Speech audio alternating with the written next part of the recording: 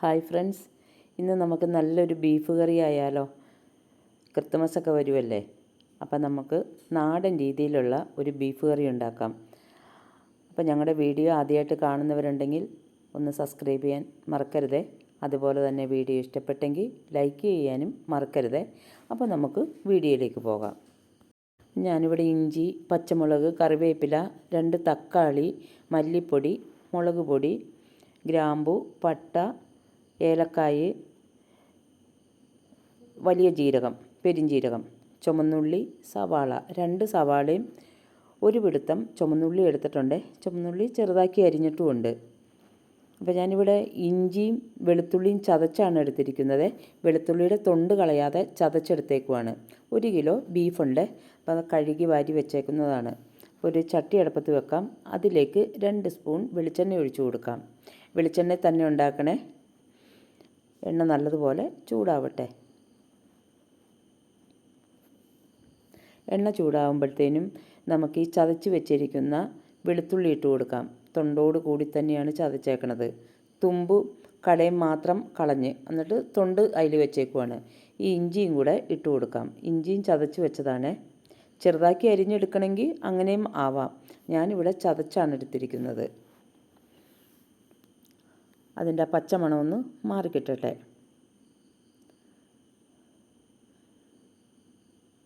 ഇനി ഞാൻ 2 സവാള എടുത്ത് വെച്ചിട്ടുണ്ട്. അതും ഇട്ട് കൊടുക്കാം. സവാള കുറച്ചിടുന്നതാണ് നല്ലത്, അല്ലെങ്കിൽ ഒരു മധുരിപ്പുണ്ടാവുകയെ. ചുവന്നുള്ളി കൂടുതലിട്ടാൽ അതനുസരിച്ചുള്ള ടേസ്റ്റ് കിട്ടും. അപ്പോൾ ഇഞ്ചിയും വെളുത്തുള്ളിയും സവാളയും കിടന്ന് നല്ലതുപോലെ ഒന്ന് മൂത്ത് കിട്ടട്ടെ. പച്ചമണമൊക്കെ ഒന്ന് മാറി ആ സമയത്ത് നമുക്ക് ഈ ചെറിയ ഉള്ളി ഇട്ട് കൊടുക്കാം. 1 പിടുത്തം നല്ലതുപോലെയുണ്ട്. എന്നിട്ട് ചെറുതാക്കി അരിഞ്ഞതാണ്. അതും കൂടെ ഇട്ട് കൊടുക്കാം. എന്നിട്ട് നല്ലപോലെ ഇളക്കി കൊടുക്കണേ. ഇത് ഒരുവിധം മൂത്തൊക്കെ വന്നിട്ടുണ്ട്. ആ നേരത്ത് ഒരു 4 പച്ചമുളക് നീളത്തിൽ കീറിയിട്ടിട്ടുണ്ട്. അതും കൂടെ ഇട്ട് കൊടുക്കാം. ഇനി നമുക്കിതിലേക്ക് കറിവേപ്പിലയും കൂടെ ഇട്ട് കൊടുക്കാം. എന്നിട്ട് നല്ലപോലെ ഇളക്കി കൊടുക്കണേ.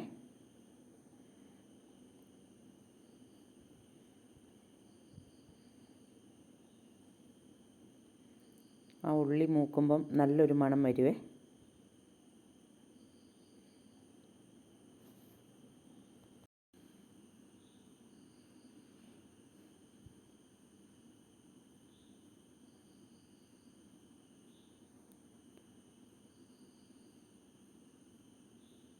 ഇടയ്ക്കിടയ്ക്ക് ഇളക്കി കൊടുക്കാനും മറക്കരുതേ.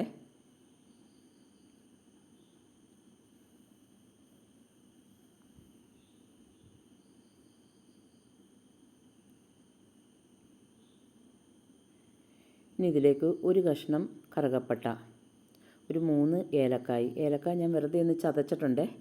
ഒരു 4-5 ഗ്രാമ്പൂ, ഇതും കൂടെ ഇട്ട് നല്ലപോലെ ഇളക്കി കൊടുക്കണേ. അപ്പോൾ ഇതൊക്കെ ഇടുമ്പം നല്ലൊരു മണം ഉണ്ടാവുകയെ.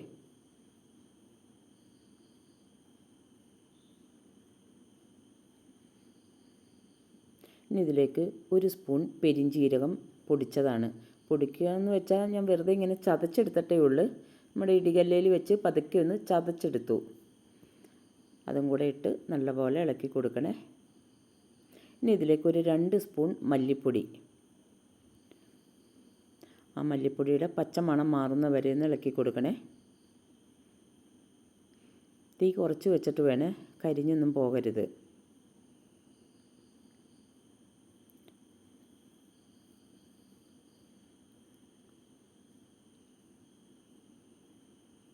ഇനി ഇതിലേക്കൊരു 1/2 ടീസ്പൂൺ മഞ്ഞൾപ്പൊടി,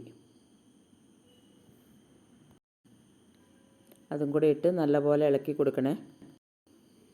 ആ മഞ്ഞൾപ്പൊടിയുടെയും പച്ചമണമൊന്ന് മാറിക്കിട്ടട്ടെ.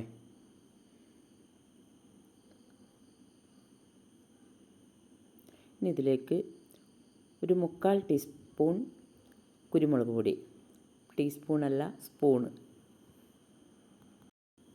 നല്ലപോലെ ഇളക്കി കൊടുക്കണേ.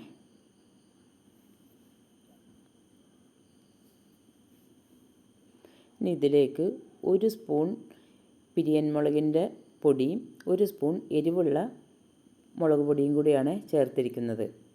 അപ്പോൾ പിരിയമുളകിൻ്റെ പൊടിയാകുമ്പോൾ അധികം എരിവും ഉണ്ടാവില്ല, നല്ല നിറവും കിട്ടുമേ. എന്നിട്ട് നല്ലപോലെ ഇളക്കി കൊടുക്കണം. ഇനി വെളിച്ചെണ്ണയൊന്നും ഒഴിക്കണ്ട, ബീഫിൽ തന്നെ നെയ്യൊക്കെ ഉണ്ടാവുമല്ലോ, അതുകൊണ്ട് കുറച്ച് വെളിച്ചെണ്ണ ഇട്ടാൽ മതി. ഇതിലേക്ക് 1/2 സ്പൂൺ ഗരം മസാലപ്പൊടി, ഞാനിവിടെ കുറച്ചേ ചേർക്കുന്നുള്ളൂ. നമ്മൾ ആ പട്ടയും ഗ്രാമ്പും ഏലക്കായൊക്കെ ഇട്ടിട്ടുണ്ടല്ലോ, പെരിഞ്ചീരകമൊക്കെ, അതുകൊണ്ടാണ് കുറച്ച് മസാലപ്പൊടി ഇട്ടത്. എന്നിട്ട് നല്ലപോലെ ഇളക്കി കൊടുക്കണേ. അപ്പോൾ നമ്മുടെ മുളകൊക്കെ നല്ലതുപോലെ മൂത്ത് വന്നിട്ടുണ്ട്. ഇനി ഇതിലേക്ക് 2 തക്കാളി അരിഞ്ഞതും കൂടെ ഇട്ട് കൊടുക്കാം. എന്നിട്ട് നല്ലപോലെ ഇളക്കി കൊടുക്കണം. തക്കാളി അങ്ങോട്ട് വെന്ത് ഉടഞ്ഞൊന്നും പോവണ്ട, പതുക്കെ ഒന്ന് വെന്ത് കിട്ടിയാൽ മതി.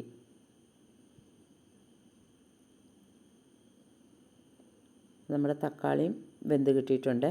ഇനി ഇതിലേക്ക് കഴുകി വാരി വെച്ചിരിക്കുന്ന ബീഫും കൂടെ ഇട്ട് കൊടുക്കാം. എന്നിട്ട് നല്ലപോലെ മിക്സ് ചെയ്തെടുക്കണേ.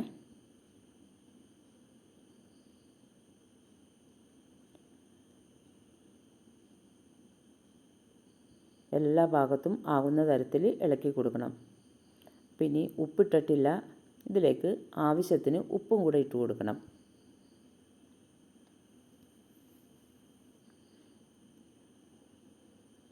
അപ്പോൾ അരപ്പും ഉപ്പുമൊക്കെ നല്ലതുപോലെ മിക്സ് ആവുമേ. ഇനി നമുക്കിത് കുക്കറിലേക്ക് ഇട്ട് കൊടുക്കാം.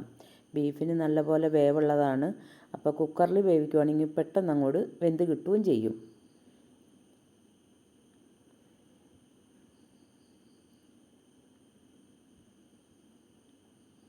ഒരു 8-9 വിസിൽ കേൾക്കുന്ന വരെ വേണേ, എന്നാലാണ് ബീഫ് നല്ലതുപോലെ വെന്ത് കിട്ടുള്ളൂ.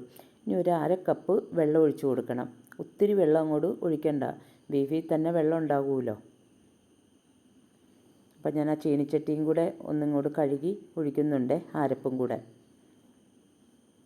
കണ്ടോ, ഇത്രയ്ക്ക് വെള്ളം മതിയേ. ഇനി നമുക്കിത് അടച്ച് വെച്ച് വേവിക്കാം. എന്തായാലും ഒരു 9 വിസിലെങ്കിലും കേൾക്കണേ.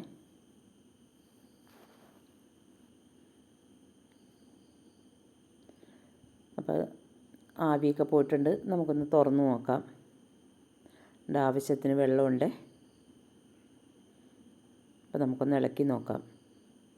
കണ്ടോ, നല്ല കുറുകിയ ചാറായിട്ടുള്ള ബീഫ് കറി കിട്ടിയല്ലോ. ഇനി നമുക്കിതൊരു ചട്ടിയിലേക്ക് മാറ്റി കൊടുക്കാം.